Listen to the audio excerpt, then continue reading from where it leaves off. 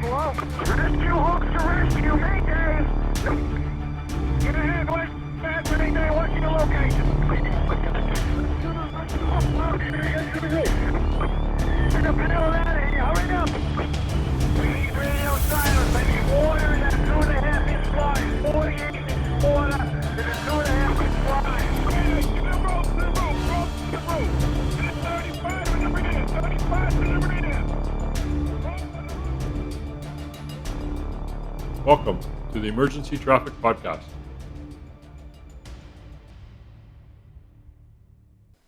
Hello and welcome to another episode of the Emergency Traffic Podcast, where we review firefighter line of death on-duty reports to learn from these tragic events. This week is episode number 62.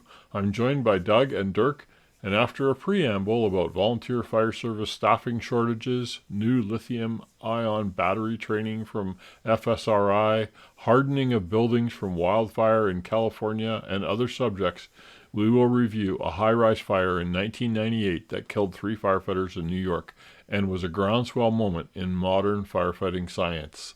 Let me bring in Dirk and Doug. Hello, Dirk and Doug. How you guys doing today? Hey, Paul, doing good.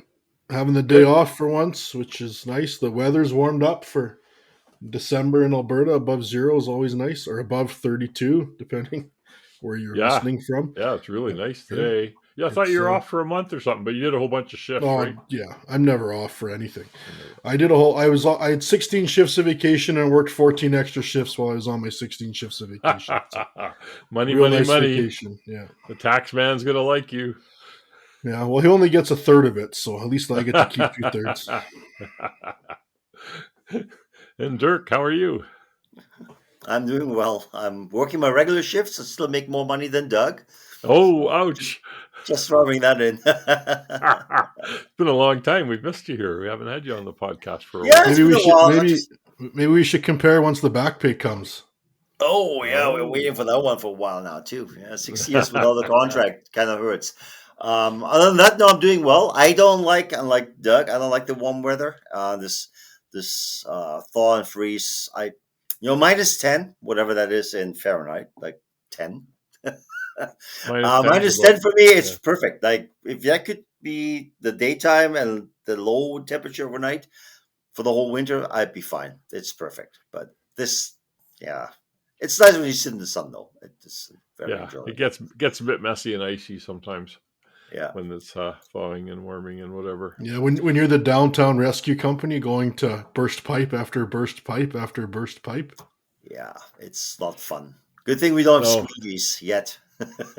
Actually, the museum that I volunteer for, the Reynolds Alberta Museum, had a burst pipe apparently over the resource center yesterday or something. So they're trying to clean that up. So yeah, this is the time of year. Well, when you get these weather changes, that's what happens. So, did you hear the story out of Quebec I picked up last week? The fire department shutting down. They were unable to meet. I guess Quebec has a minimum of 6 members that are trained to whatever standard Quebec says is the minimum. And if not, they're going to close the fire department down. So they were closing down. The nearest next fire department was an hour away, but they weren't allowed to provide fire department service anymore because they didn't have 6 people. Which it's a problem. Like, that was a problem for us in Nordegg, having 6 trained people that were there consistently to respond. So I thought that was kind of interesting. I think as bad as it is, and then we could get a whole discussion on this stuff, but that kind of needs to happen more because it's like it identifies that there actually is a problem. And once you identify and accept that there is a problem, you can fix the problem instead of pretending that the 2 guys that say they're going to show up is okay, right? And just taking your risk that you're not going to have a fire. I don't know what the solution is. No one's going to pay people to sit in a fire hall and go to 50 calls a year. So I don't know what the solution is, but it needs to be identified a little bit. Well, like the city here where I live, where you and I were on the fire department, currently a lot of the city or the firefighters work for the city. There's like 4 or 6 guys now that work for the city that are on the fire department, and the city's unwritten position is fire comes first. So if you got to leave your job as a gravel truck driver or waterworks guy, whatever, go, because fire comes first, because it's the only way they can staff it. When I was on the department here, you weren't allowed to work for the city and be on the fire department because they didn't want you to leave your job. So it's one way to skin the cat in a small city of 15,000 people. How do you make sure you have enough people during the day when everybody's at work? One way to do it. Like industrial, like chemical industry, stuff like that. They just have workers that are trained and they have to respond. That'd be kind of like an idea. I also think, like, I mean, less than six, that's not great for interior attack, but it seems like it's a big county, so maybe they could just do something with technology. Oh, they didn't have six, so that was the problem. Is that they had less than the minimum six trained. Yeah. So, but that was in when I was in Karlsruhe, Germany, back in 2000 and I don't know 5 or 7. Most of the firefighters, a lot of the firefighters that worked full time for the city, had trades for the city as well. They were plumbers, electricians, IT guys, whatever, and they built all the city furniture. They did all the city's plumbing. They did all the city stuff, and they were firefighters. So that so it's kind of similar. It made sense to me, right? Yeah, there's many ways you can retain people or get volunteer firefighters. If you have a trade, like back in the old country, we had guys that were everybody had a trade. Like every single firefighter came from a trade, and then Right. we had a carpenter shop, we had a plumbing shop, and guys were busy in there. Like our carpenters built the furnitures for the chief's offices. Mm-hmm. If there's anything to fix, then we did it. So that saves the city money, right? While we're working full time. Of course, everything takes a little bit longer, especially when you're at a busy station. But Right.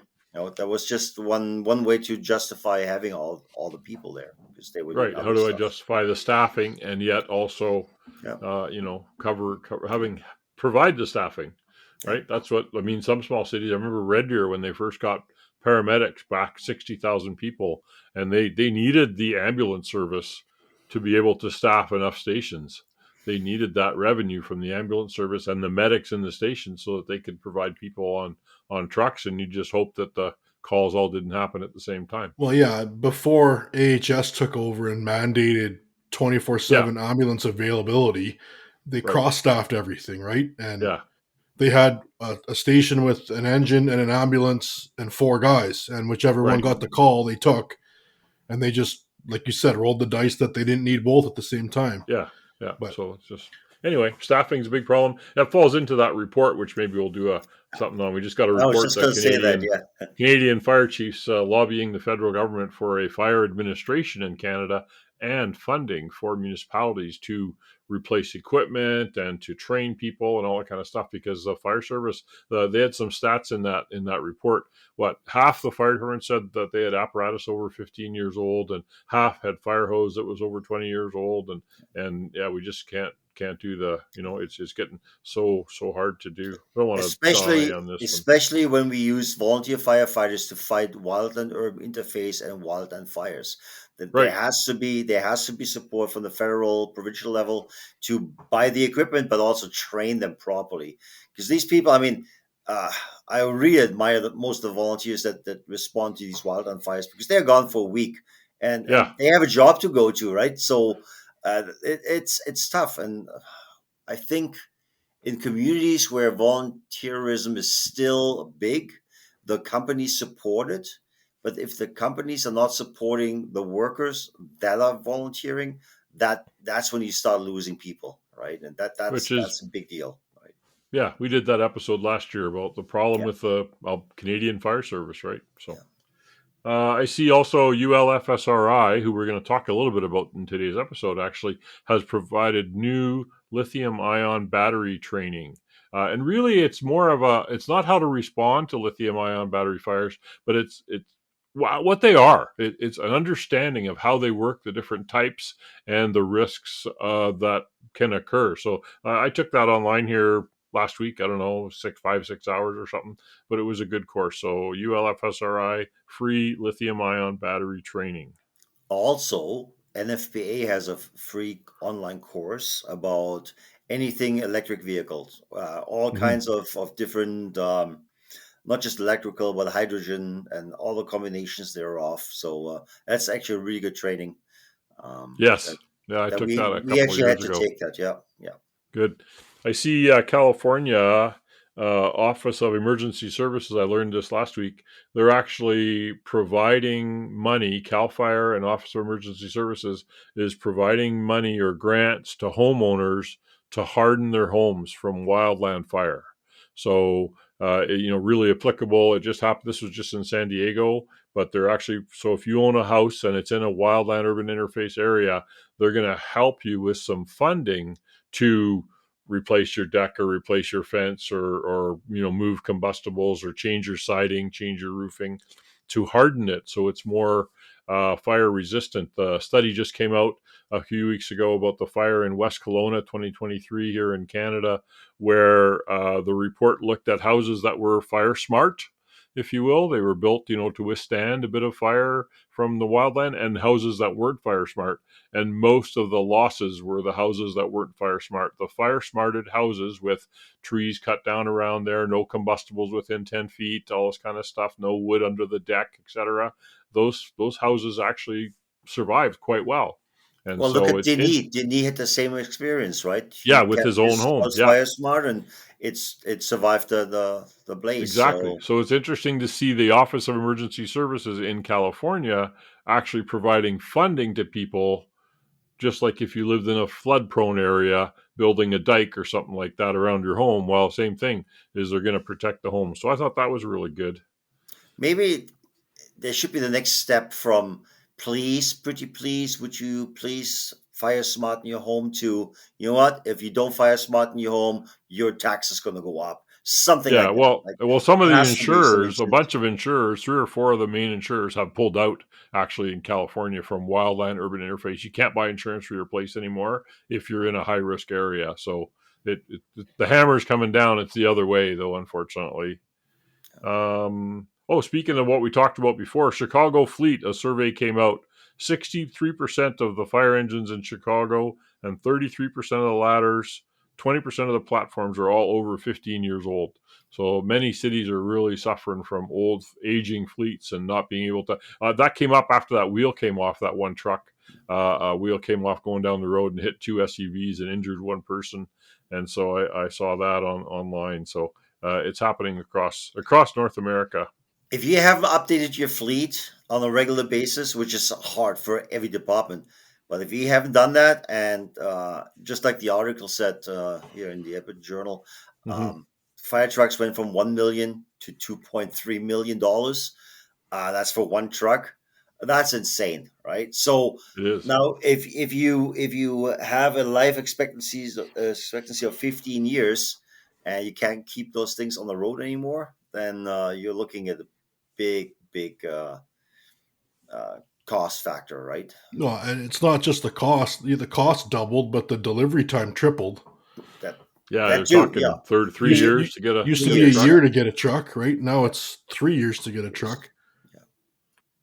On the volunteer department me and Paul were on, the guys that order the truck won't even be there when the truck gets there. That's crazy, That's right. yeah. That's Actually, somebody talked about that the other day. Now, in my day, I've been out of active fire service here for over 5 years, or about 5 years now. But we used to reward, for the volunteer part-time on call, 5-year medal. You stayed on for 5 years, and now people are telling me 5 years is too much. 3 years is awesome for service on a fire department. And it's like, wow, but it is. It's just so much of an effort to be part of these things. Okay. Well, There's this one more week. thing we should talk about today. Oh, okay. We're not supposed to talk about today because we record these ahead of time, but today is December 3rd, which is the Worcester, Massachusetts anniversary, Right. 25th anniversary for the Worcester 6, all over Facebook or whatever. Right. And I posted our podcast that we did a couple of years ago on Worcester on several of the websites that have been posting stuff. nice. So if you're a new listener, go back and find that one. Paul can probably tell you in a minute here what episode number it is if I fill enough time and watch him search through his phone. Number 24. 24. There you go. 24, published in 2022. We published that one, so 2 years ago in December. I still think it's pretty cool that 6 of the firefighters died and 7 of their offspring are now on the fire department there. It's not cool that they died. It's cool that 7 of their offspring joined the fire department. And I constantly put myself in that fire chief, the incident commander's position. After 6 guys are lost, everybody else wants to go in there and find them. And he stood at the door and said, no. Physically created himself as a barrier in the doorway and said, I already lost 6. I'm not losing more. Yeah. There's a pretty good, once you're done listening to our podcast on it, you can search. There's an interview with him talking about that. That's pretty good to listen to. Yeah, it's on YouTube. There's a couple. There's a 4-year-old documentary that was done. And then if you just type in worst of 6, interview with District Chief Mike McNamee, that's the gentleman that stood in the doorway and said no more. Yeah. This week's episode is also a significant fire in the history of the recent history of the fire service. We're going to go to New York City in 1998 to a fire called the Vandalia Avenue Fire. And the Vandalia Avenue Fire was a groundswell moment where, again, firefighters kind of decided enough's enough. We need to get smarter about how we fight these high-rise fires under these conditions. What caused this and how do we repeat it? And so we'll talk more about that later. But this was Vandalia Avenue. It was a high-rise in New York City that 2 firefighters died and several others were injured. So stand by and we'll learn more. So December 18th of 1988, several firefighters were involved in conducting an interior attack. It was a 10-story Class 1 masonry high-rise for the elderly.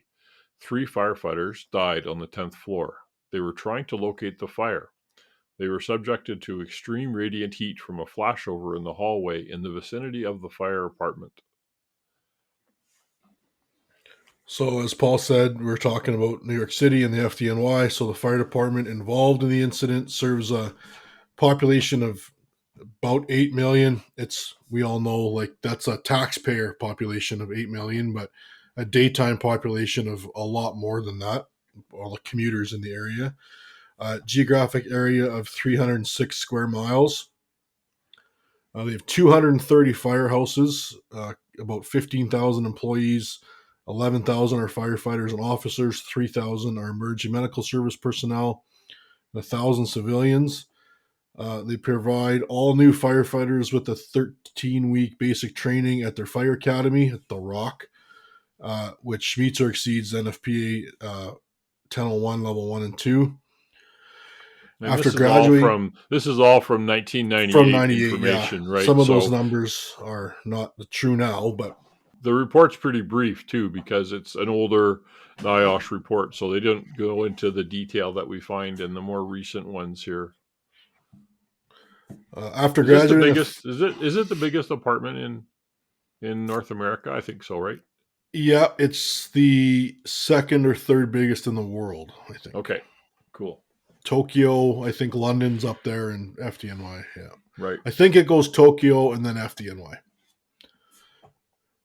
So after graduating from the fire academy, the recruit firefighters go through a 3-year rotation where they assign an A, a B, and a C firehouse for 1 year, which A being super busy, B being in the middle, and C being light activity. That is outdated now. They don't do that anymore, but they did back then. So they're rotated to a different activity and geographic location for the 2nd year and again for the 3rd year, so probably a different borough, different company. Refresher training continues on shift, and multi-unit drills are conducted continually to maintain hands-on proficiency. The fire department has an extensive written standard operating procedure. The lieutenant, which was victim number 1, had 14 years of firefighting experience, and the firefighters were victims 2 and 3 had 6 and 3 years of firefighting experience respectively. Although there was many fire companies involved in this 4-alarm incident, only the ones directly involved up to the time of the fatal incident are discussed in this report. Bit of a virtual 360 here to draw a picture in your mind. The building in question is a massive brick building, 10 stories high, 200 feet long, taking up the better part of a city block in sort of a park-like setting with trees and lawns surrounding it, because remember, it was a seniors building. The complex is actually just a few blocks away from the ocean shores of the Jamaican Bay Wildlife Refuge, so facing sort of south onto the Atlantic Ocean. I just, went online with Google Maps. The buildings are still there. There's a couple, three of them, all similar, and you can drive around the property and look at it on Vandalia Avenue. The initial call started out at 4:54 hours. Brooklyn transmitted Box 480 for the top floor fire at 17 Vandalia Avenue in the Starrett City Development Complex. The sprawling complex is located on Brooklyn's South Shore, as I mentioned, in Spring Creek. The 10-story, 50 by 200 fireproof building is used as a senior's residence. By the time of the fire, it could already be seen blowing through two windows. Second and third alarms were quickly transmitted.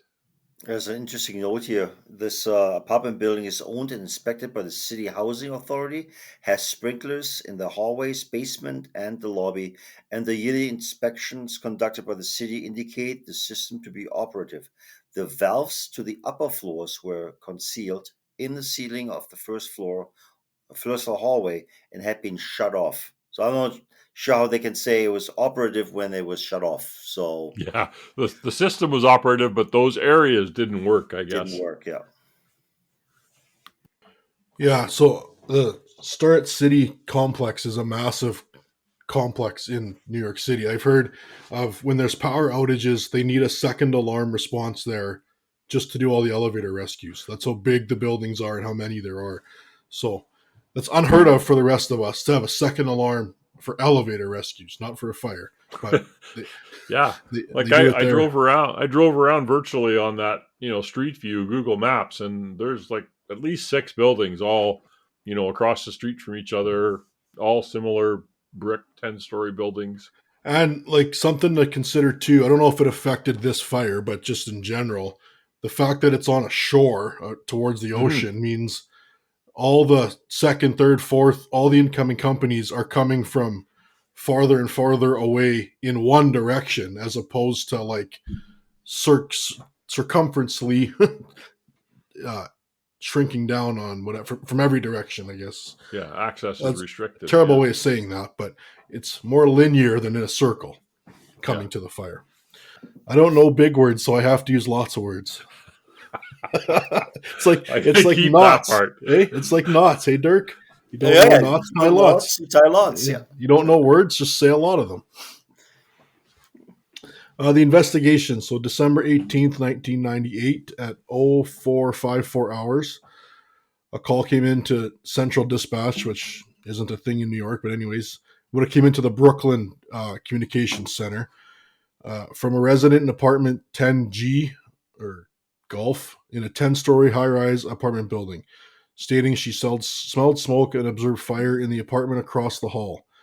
The fire was also called in by the security guard for the apartment complex. Responding on the first alarm at 0455, which is Engine 257, which is a lieutenant and 4 firefighters. Engine 290, the busiest engine in the FDNY, lieutenant and 5 firefighters. Engine 283, lieutenant and 5. Ladder 170, lieutenant and 5. This is where the lieutenant and the 2 firefighters were the victim off of ladder company 170. Ladder 103, rescue 2, which both had one was a captain, one was a lieutenant, but both had 5 firefighters. Battalion Chief 58 with an aide, and Squad 252 with the captain and 5 firefighters. Yay, he had an aide. Oh, New York, they get lots of.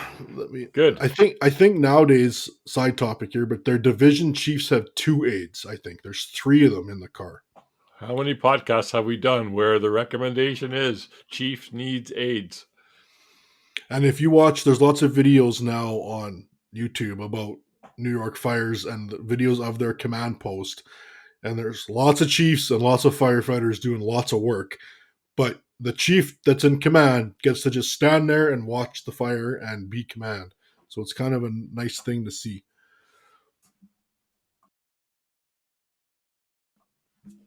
So at 04:58 hours, Battalion 58 and Engine 290 were approaching the apartment building from exposure 3, the rear of the building. They observed an orange glow in the window of an apartment on the 10th floor. At approximately the same time, Ladder 170, Engine 257, and Ladder 103 took positions on exposure 1, the front of the building. Lots of our podcasts, we talk about the Alpha, Bravo, Charlie, Delta sides. New York uses 1, 2, 3, 4. Same concept. A is 1, 2 is B, 3 is C, 4 is D. But this looks like it's talking, and it goes clockwise around the building. So they took positions on the exposure 1 side or the front of the building. Approximately the same time, a female in apartment 10 Echo called Brooklyn Dispatch and stated that she was trapped in her apartment and needed help. The dispatcher notified Ladder Company 103 and Ladder Company 170 that a woman was trapped in the apartment. Both companies acknowledged this transmission from the dispatcher. The captain and 2 firefighters, which would have been the inside team of Ladder 103, were responding to the report that a woman was trapped in apartment 10 Echo. They took the A stairwell to the 10th floor, which is the closest stairs to apartment 10E. The captain and one of the firefighters on Ladder 103 removed the resident from the apartment and carried her with the assistance of the driver from Ladder 170 to the 9th floor. A couple minutes later at 05:01, BC 58 entered the lobby and saw Engine 257 firefighters waiting for the elevator. He took the A stairs to the 9th floor and entered apartment 9D, looked out the window and saw the fire had vented out the 10th floor window above.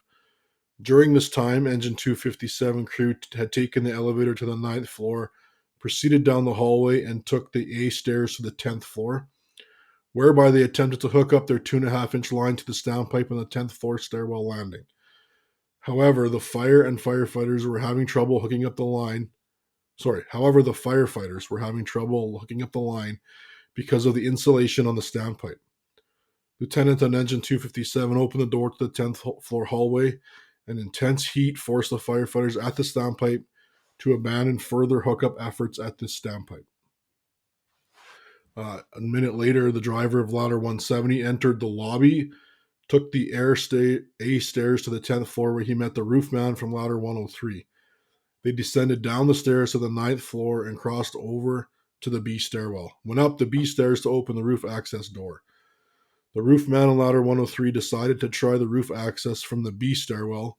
He then proceeded to the B stairwell with the driver of Ladder 170 no longer with him and found the roof access door open. The Ladder 170 roofman was already on the roof. Both firefighters were having trouble on the roof because of the gusting 26-mile-per-hour winds. Again, like with New York, it's very different than most other fire departments. A crew is assigned a task and they go do that by themselves. In New York, on your truck, depending where you're riding, your assignment, especially a ladder company, is much more individual. So instead of a crew being assigned the roof, every ladder truck has a roofman and they all go to the roof. And traditionally, the second due ladder is responsible for the floor above the fire, but this fire was on the top floor, so they must just all go to the top floor, I'm assuming then. What was that thing, Dirk, you were talking just before we started about? I think it's Toronto and their procedure for opening doors in a high-rise.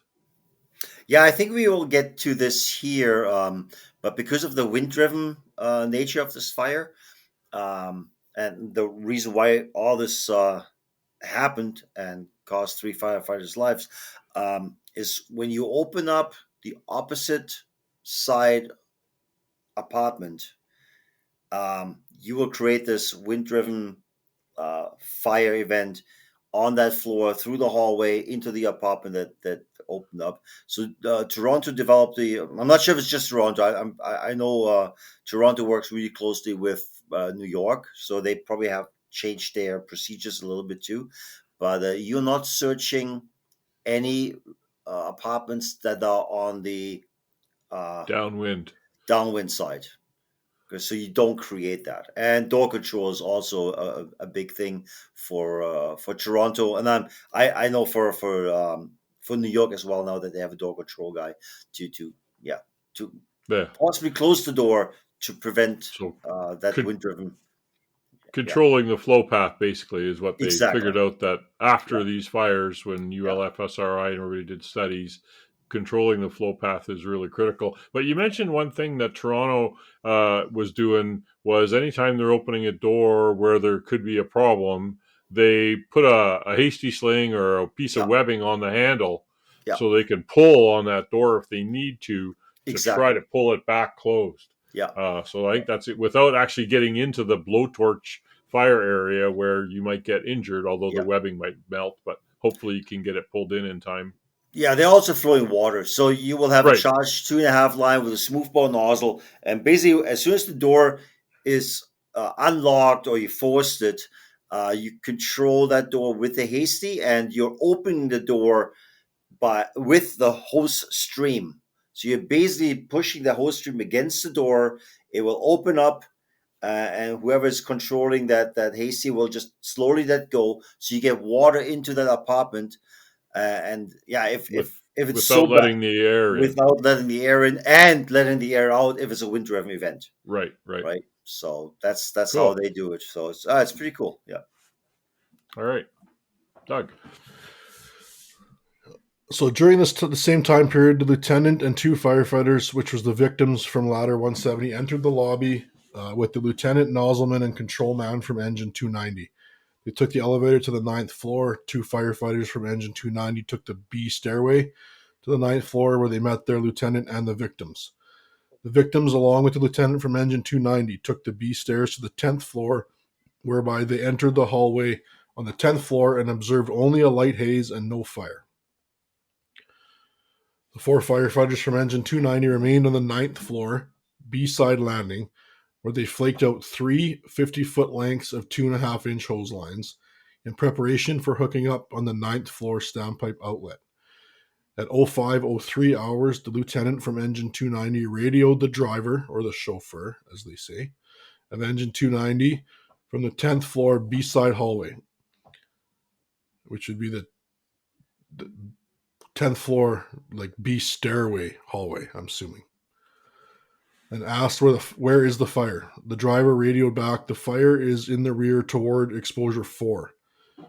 The lieutenant on engine 290 relayed this information to victim number 1, who was near the center smoke doors attempting to locate the fire. The lieutenant on engine 290 then left the 10th floor, went down the B stairs to the 9th floor, along with 4 of the firefighters from engine 290, pulled the hose line to the A stairwell to hook up and advance the line to the 10th floor. They stretched the hose line, so they disconnected, went over to the other stairwell because it was closer to the fire apartment, right? Okay. Right, yeah. So it must have a stairway on each end and one in the middle. Yeah. After assisting the firefighters on ladder 103 carry the woman to the 9th floor, the chauffeur from ladder 170 proceeded down the hall toward the B stairwell. On his way, he radioed his lieutenant, victim number 1, who was attempting to find the fire on the 10th floor, and asked if everything was all right. Lieutenant radioed back, "We are having trouble with the door." The driver of chauffeur of ladder 170 then proceeded to the B stairwell, where he met the captain from Squad 252 and the firefighters from Rescue 2. Engine 257 firefighters were on the 10th floor A stairwell attempting to make a hookup, which was not successful because of the insulation on the standpipe, difficulty with the valve, and a lack of a control wheel, and the high heat and heavy smoke pushing from the public hallway. Engine 290 had connected on the 9th floor A stairwell. The lieutenant on 257 requested assistance from engine 290 at the door on the 10th floor stairwell. Firefighters from engine 257 and 290 charged with a charge line opened the door to the 10th floor hallway and were driven back by intense heat. At 05:11 hours, the lieutenant on engine 290 heard a mayday over his radio. Battalion Chief 58 did not hear the first mayday. The chief heard the second mayday but could not determine the location, and he was told the mayday came from ladder 170 Can Man, victim number 2. He responded to the mayday but received no acknowledgement. So the can man is his riding assignment and tool description, part of the inside team. At 0512 hours, Battalion 58 ordered Engine 283 to pull a line from the 8th floor to the 10th floor in the A stairwell. Firefighters on Engine 283 pull a line from the 8th floor standpipe to the 10th floor stairwell landing. 0513, on a third attempt, firefighters from all three engines, 290, 257, and 283, had two charged hose lines, a 2.5 inch and an inch and 3/4, in the full open position, entered the 10th floor A hallway door, and moving very slowly because of the extreme heat and zero visibility, proceeded towards the fire apartment, which was 10 Delta, 40 feet inside the stairwell door. Firefighters on engine 290 and 283 were running low on air and were replaced by firefighters on Rescue 2. As they were approaching the fire apartment, they observed flames leaping out across the hall. The lieutenant on Rescue 2 heard a personal alert safety system or a pass alarm sounding beyond the fire apartment. All pass devices used by the FDNY are integrated with the SCBAs. So when you turn on the air, the pass device is activated. He went to investigate, and within 20 feet from the fire apartment found victim number 1, the lieutenant from Ladder Company 170, down and unresponsive. The lieutenant on Rescue 2 discovered victim 1 at 0528 hours and moved him toward the A stairwell, left him, went for help, and completed the removal toward the B stairway. At 0518 hours, the captain on Squad 252 and a firefighter on Rescue 2 were proceeding down the 10th floor hallway from the B side towards the fire doors. When they opened the doors, found a helmet just inside the doors, they found victim number 3, which was the first victim removed from the 10th floor, who was unresponsive. Victim number 3 was removed from the 10th floor and taken to the 9th floor, where CPR was started, and he was transported to a local hospital, where he was pronounced dead by the attending physician. 0525 hours, victim number 2 was found unresponsive by the driver of ladder 175 and a firefighter on ladder 103. Victim number 2 was removed to the 9th floor at 0529 hours, where he was worked by EMS and transported to a hospital, where he was pronounced dead by the attending physician. At 0530, Battalion Chief 58 had gone to the roof to check for rescue lines that were being laid and check conditions. So civilians or firefighters hanging out windows, position the lines, fire wind conditions. The chief stated flames were coming up over the roof and were being blown in a horizontal pattern by the strong gusting winds.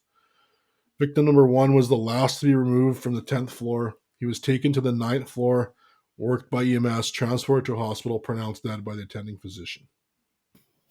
From all the interviews conducted, the firefighters who found victim number 2 and 3 cannot recall hearing the alarm of the pass device.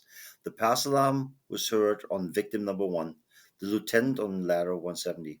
All 3 pass devices were tested by the fire department and found to be functioning.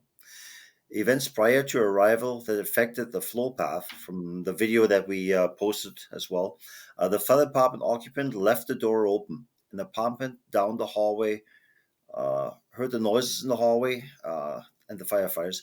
He opened the department door, but the window was open on the leeward side of the building. This creates the strong flow path down the hallway where the firefighters were trying to advance the line. That's kind of like what we talked about earlier here, Paul and Doug, that one on the leeward side apartment door, not just the door was open, but there was also a window open.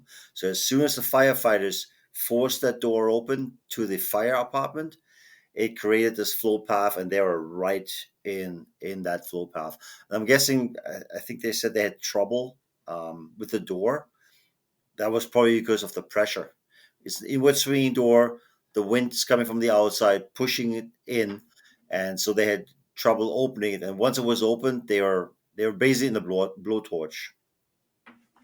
Yeah, and I was talking a bit about, I remember attending the Alberta Fire Chiefs Conference, I think it might have been the Canadian, one of the two. Anyway, and Chief Bill Stewart, who is still around, retired from Mississauga Fire, talked extensively about a fire they had in a city housing complex, 26th floor, was sort of hoarding conditions in the apartment.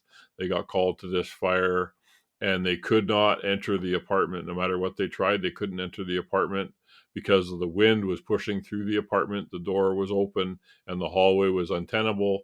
They were trying to advance, and at that point, he said they had two of those little mini monitors, the 500-gallon monitors, and a 65 line flowing water into that area, and they still couldn't enter. The wind was so fierce.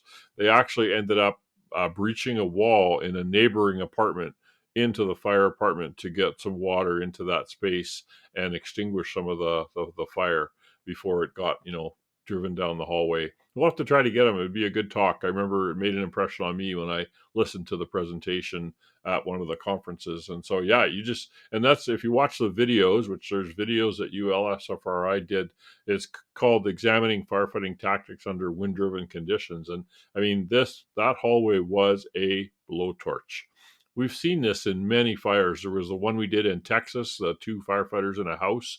It was a lakefront house. They went in the front door to fight the fire, and the patio doors ruptured at about the same time, and the wind came off the lake, and they were in the chimney, and both of the firefighters succumbed almost immediately. I was at a fire actually in a little town just north of Red Deer here, Black Falls. We got called to a fire in a home, in the neighboring town, and again the patio doors burst soon into the fire, and that the fire just grew so rapidly because we're full. These are all ventilation limited fires, and as soon as they get enough ventilation, the fuel goes crazy. And if you don't have a lot of water on the fire, and you may not be able to put enough, I mean that's the problem. These guys had a 65 and a 44, or inch and 3/4 and a 2.5, and they were able to advance down the hallway, but with a lot of trouble, right? Yeah, I think we've done the Boston Beacon Street fire, right? That was that 5-story, like a taxpayer kind of, or like a brownstone, and that wind came from, I guess, The the ocean basement. side. Yeah, Yeah. and it was in the basement, but it was wind driven also from wind-driven fire. the Yeah, Calgary the hose side. line Yeah, ruptured. Yeah. yeah. The cause of death, according to the medical examiner, was listed. All 3 firefighters was smoke inhalation and burns. Actually, when you watch the video presentation, the chief of New York who talks about it says actually the examiner called it, what did he had a weird name for it. Never heard of it before. Traumatic thermal shock. He called it thermal shock, in that they all died because the temperature went up right away so fast when that door opened that they got roasted. I mean, our mask is good up to, was it 350? 400, yeah. Yeah, 500 Fahrenheit, 350 Celsius, I think, Yeah. something like that. And that's the first thing that goes, right? Right, on a good day, yeah. If it isn't damaged and everything else, yeah. Yeah. Well, the recommendations for this fire are municipalities, city housing authorities, and building owners should ensure buildings are equipped with sprinkler systems and they're operational. You said it right at the start, is going, how do you say it's operational when some valves were closed? So improper testing of the system, obviously. It's a 10-story apartment building for the elderly, was equipped with sprinklers in all the hallways, basements, and the lobby. The sprinkler system was inspected annually. However, without proper drawings for the system, it'd be difficult to determine the location of piping and any shutoff valves. Although the system was inspected annually, it was never disclosed or discovered that there were shutoff valves concealed in the ceiling of the first floor hallway. It was apparent from the concealment that the valves had not been inspected in some times, since they were off, thereby shutting off the water to all the upper floors, which I'm not clear on this, because a proper sprinkler system inspection is supposed to open the drain at the other end to make sure water comes out. And there are inspection ports on every floor, and those are supposed to be opened. I know fire inspectors typically are hesitant to play with sprinkler systems because they typically don't feel they have adequate training and experience with them. The sprinkler tech should, but at the same time, what you don't see, you don't know, and that's definitely a problem. And there are the National Sprinkler Association does offer all kinds of training for free for fire departments, so it's something to be familiar with, because obviously the system was there and it didn't work. And I've come across this where sprinkler systems I had one where the water valve was open just enough to show pressure on the sprinkler system gauge, but not to actually flow water. And we actually tested the hydrant, and we're going, how come there's no water? And it turned out that they had done some repairs, and they only opened the valves enough to show pressure, not to flow water in case of a fire. It's also tough. We usually look for shutoffs when we talk about like frozen pipes, right? Or accidental sprinkler activations. Uh, but if you are in a fire situation and you're pumping the system, you're pumping the FTC, and you're pumping the sprinklers as well. If you have water flowing from the hose line, as a pump operator, you will not know if you're pumping the sprinkler as well. Right. So unless somebody's in there and said, "Oh yeah, the sprinkler's working now," but you wouldn't know that, right? Unless you're looking for changes within the fire compartment. But I'm not sure. I will have to go back there. But the sprinklers were only in the hallway; they were That's right. not in the apartments, right? So Yeah. that's quite often like buildings that are built in the 80s that only have it in the hallway and not in the apartments. And it And would have helped if they would have worked. It would have definitely, it might have been overwhelmed, but it definitely would have helped. yeah, any kind of water would help for sure. Yeah. Yeah, absolutely. Recommendation number 2 is municipalities, city housing authorities, and building owners should consider early warning systems for timely notification of fire, which is a wordy way of saying have a fire alarm, I think. Yeah. So it's important that an early detection system for a timely notification of fire or fire alarm be implemented, especially in high-rise apartment buildings, to decrease the potential for loss of life and property. This fire had been burning for approximately 30 minutes before it was called into the fire department. If it had been detected earlier, the fire department may have been able to extinguish the fire before it had escalated. So there were no smoke detectors even in the hallway. So it wasn't wired to No, the eh? city. Oh, okay. It was a local only, and because if you read in some of the articles and studies about this fire, the fire apartment lady didn't have a phone or couldn't phone because it was too hot in her apartment. She walked down the hallway, walked on a neighbor's door, and asked if she could use the phone to phone the fire department because they have a fire. And that's how that first came in. The first alarm came in saying a lady said there's a fire across the hall from her apartment. It Right, was her right. phoning 911 to say there's a fire. So obviously there was a delay in that initial response. Now remember, it's a senior citizens home. It may not be, or apartment building. They might not be super mobile. All of a sudden, there's a fire because they're in the kitchen or smoking or whatever it was. I don't remember what the cause was. And then by the time they discover that, they move out of their apartment because they couldn't get to the phone, and they go to the other apartment, and then all these delays. Right? Yeah, you should have an alarm system. And it's 4:45 in the morning. Everybody was asleep, Yep. I'm assuming. You're all right? asleep. Yeah. Yeah, you remember that apartment building here in Lacombe? We had that fire, and I pulled the alarm system myself because it's smoke in the building, and some people were evacuating and some weren't, and we still had to break into like 8 apartments or something to tell people there was a fire because they didn't hear it in the apartment. It was an older 1970s or 80s built building, and the alarm system wasn't that great. It was really lucky that fire was at the top floor and not on the fifth floor, because that Right? wind-driven fire, if you can't control your stairwells, all that smoke is going to go up. And then there was only one roof hatch on the one side, so in theory that should do it. But then you have still smoke coming out of the fifth floor all the way up to the rooftop, so that makes evacuation pretty hard. And Yeah. FDNY just had this fire like 2-3 years ago, where it's like 17 people died, and there was all of smoke spread, not because of the fire. Yes, Right? that's right. I remember that, and they were and all over the building, like because of smoke spread within the building,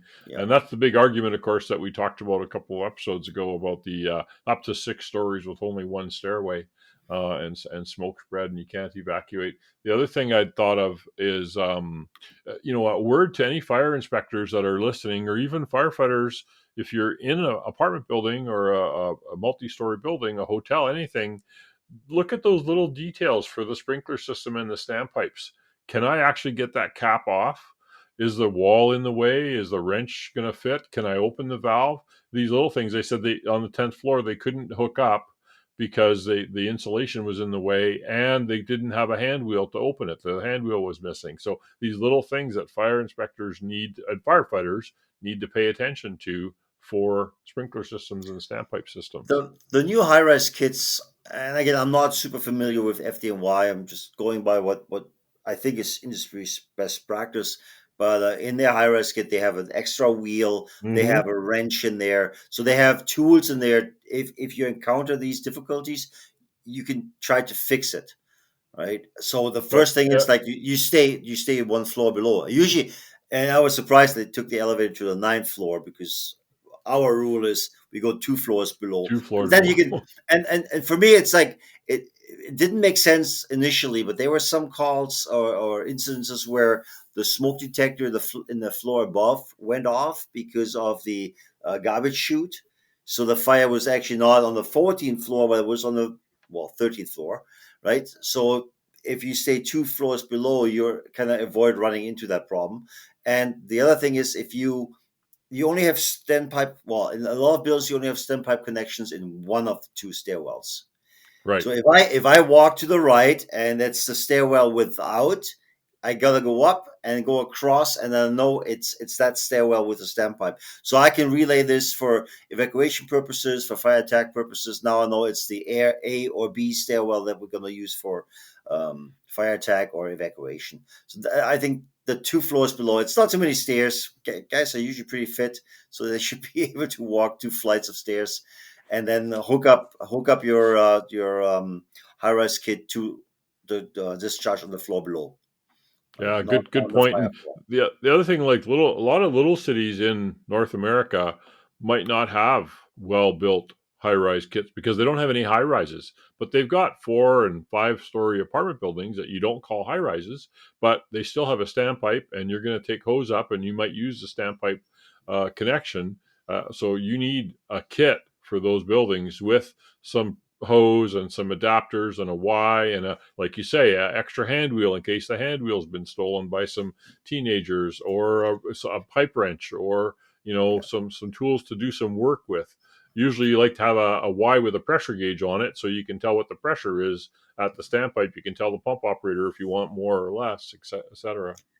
I like to look at those 5, 6 story walk up apartments as a high rise Yep. on its side because they're 2 city blocks long. The Right. hallways are insanely long, and then they put hose cabinets in these hallways with separation doors.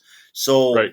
that there's a tendency to hook up to those on that fire floor because there's a door. Hopefully, there's a door, Right. unless somebody used a chalk and kept the How door good is open. the door? Yeah. Exactly, and but the distances are the biggest problem, I think, because a lot of high-rise kits they got three lengths, like so 150 feet of Hmm. hose. But by code, you can now build these hallways way longer by supplying these hose cabinets. I mean, the new buildings, they don't even have hose in there. It's just a hookup Yeah. on the hallway, but they are 250 feet long. Like if you come up the wrong side, that's a long stretch too, right? So yeah, it's high rise tactics in a Yeah. residential But six five it six is. story It is. walk up. It's just a Yeah, laying down high rise. Yeah, yeah. and like the building construction for the fire service Facebook group that we I post our podcast on as well, because he keeps coming up with the old LODDs and stuff, and he says at the end of his thing, if you ever read the whole article, he says, know your district, know your local. You got to walk around. You got to stop in these places and explore, because it's up to you when it's an emergency to say, hey, I've been in this building before. I know exactly what's going on, or at least have a semblance of what's going on. Yeah, you're right. Okay, recommendation number 3. Fire departments should ensure communications on the fire ground are utilized and recorded, especially between firefighters in the IDLH situation and incident command. The discussion around this are communications are essential and provide the vital link between the firefighters on the interior and incident command. Command receives communications from different sectors: firefighters on the roof, exterior exposure reports, interior operations, location and escalation of fire, etc. We must make risk assessment decisions on a continual flow of information. When attempting to establish a timeline on the fire ground, it's beneficial to have communications recorded with an auto timeline to determine exactly what and when specific events occurred. And the big thing is command has to be able to hear when there's a problem. And so many we get it where command missed the mayday, someone else caught it. And so that whole focus, and I think Doug talked about it before, is the incident commander is only focused on the IDLH environment, where those guys are in a place that they could be killed if something goes wrong. So we need to make sure of that. That's where Doug's aide comes in. If the chief misses it, there's a good chance that the aide caught it. In our world here, we have fantastic dispatchers that they can actually catch radio communication that we couldn't. Not because we didn't pay attention; it was just it didn't come through. But somehow dispatch copied that and would relay that message to fire command. So that they're great help in many cases. And I know our communication are all recorded. I'm not sure Yeah. Doug should know this, and FDNY we can listen to it, but I'm not sure if they record the tactical channels because they have multiple tactical channels there. I right? think they do now, and maybe this is part of why. I mean, this is a while Maybe. ago, Yeah. but I don't know for sure. But It's I do want to just clarify a little bit that what we read there is a little misleading because it had the battalion chief responding on the first alarm, and then it had that same battalion chief running all over the place later on. But it never talked. Like I can guarantee you, he wasn't still command when he was running Right. around all over the place. More chiefs would have come in on other alarms and taken over command from him. But Right. The other thing I want to talk about radios is so important, the radio belt and a remote mic. Protecting the radio, protecting the wires, and having a remote mic so that you can access your radio easily. You can hear transmissions and stuff. The radio in your pocket or on your waist belt isn't going to do it if you don't have a remote mic. So very important. And yeah, the radio strap or belt, like Paul said, goes under your jacket, not over top of your jacket. protect the wires and the radio. And the Yep, radio cord does not get wrapped around your neck just to bring it over to the other side. Yeah. Or dangled in front of you out of the Dangle in pocket. front of you, yeah. Good. I knew you guys would have something to say about that one. So I remember when I first, Doug and I, you and I both first got radio straps, and everybody looked at us like we were, on drugs, and we're going. Everybody makes fun of you, and then 3 years later, and then 3 years Now later, everybody they all has want them. one. Yeah, exactly. And as soon as the straps came, everybody's like, okay, but what does it do to me when my radio's in this radio strap, but I don't have a repel mic, right? So we're catching up on that one too. Yeah, You get the thing, and oh, nice purse, ha ha ha ha, and then exactly. 2 years later, they all buy one. Yeah. The recommendation number 4, fire departments should ensure that standpipe hookup is on the floor below the fire. It's recommended that when firefighters are fighting a fire in a high-rise building, or I would say any multi-story building, that they make connection to the standpipe on the floor below the fire. Although there were specific problems with the insulation on the standpipe on the 10th floor, the A stairwell, the firefighter also encountered problems due to intense heat and smoke that was introduced into the stairwell every time that stairwell door was open. This wind-driven fire event and the lessons learned contributed directly to the current body of research and new insights, emerging strategies and tactics, which I'll talk a little bit more about in a minute here. But yeah, that whole setup on the floor below or 2 floors below, stretch your line out on that floor, get a layout of the building, and you have a safe refuge. You're under the fire floor. You've got a place to operate. You can see each other. You can talk to each other. You can communicate with command, rather than on the fire floor where who knows how long that door is going to last. Is it intact? There's smoke in there, etc. It's just, you want to go on the floor below and practice flaking out that line and advancing it up the stairs and down the floor, right? You guys must have done that 100 times. Yeah, from what this fire happened long before I was in the fire service, but I've always been taught and heard about you don't hook up on the fire floor. And maybe this fire is a lot of why people teach that so hard now. Yeah. That it was a ground miracle. I remember, when this happened, because I was in the service since I'd been about 10, 12 years by then. I joined in 1480. Yeah, no, 86. Yeah, but in a small town, I didn't know anything, but still, I got into the fire truck industry, which then I learned lots quickly and started picking up from all the people like yourselves. This fire and several similar ones, large buildings, wind driven, where civilians and firefighters died or were injured. They initiated a sequence of efforts by numerous fire departments and fire science agencies to conduct laboratory and real scale experiments, the resulting in numerous large fire tests in Toledo, Chicago, and New York. I mean, they say in the video there was a competition. Well, Toledo had a building, well, Chicago had another building, and then New York City, of course, always having to be better than everybody else. They said, we got a whole island of buildings we can use for these tests, which was Governor's Island. And if you haven't already watched on UL FSRI training, the Governor's Island test, that's where a whole bunch of this fire science stuff was proven, that you can push fire and all this kind of stuff, and the wind affects it and the flow path. So, Chicago, New York, and this was a starting point for this ULSFRI training fire programs that we see today, free online training where you can learn up, and they've got the science to back up what they're saying. And I'll provide a link. The link is really easy. You can even remember it, even listening to the podcast. It's Fire Engineering, Firefighting, Mayday Monday, Vandalia Avenue. That's the link to this fire. But I'll put it in the socials as well. Also, a shameless plug for our friend Brent Brooks from Toronto. His website is high-rise-firefighting.com. And on YouTube, he's got a whole bunch of videos. It's high-rise firefighting. Yeah, super interesting when it comes to the strategies and the task level. What do you call them? SOPs, SOGs. That he's running in Toronto, and he's working very, very closely with all those high-rise experts in New York and in Denver, in LA, and he's also traveling the world talking to. And that's something new that I don't think a lot of people have done. He's talking to the engineers that built high rises and the suppression systems, because he noticed there's a discrepancy between how the fire service thinks we should fight these fires and what the engineer side thinks how firefighters fight these fires.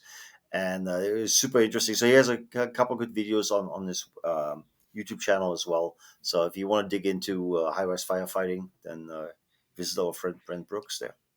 The other thing for practicing these tactics is if you ever have an opportunity, there's in your local community, if there's a hotel that's getting a massive renovation or any kind of a building that's a long hallway, multiple floor building that you could practice laying out the hose, responding to the scene, going up the stairs, grabbing the floor below, flaking your hose out, charging it, going upstairs, advancing down the hallway, even if you don't spray water, just that muscle memory of moving that hose and doing all those things. I know in Rocky Mountain House, where I was deputy fire chief for a few years, we actually had a hotel that was going to be getting renovated.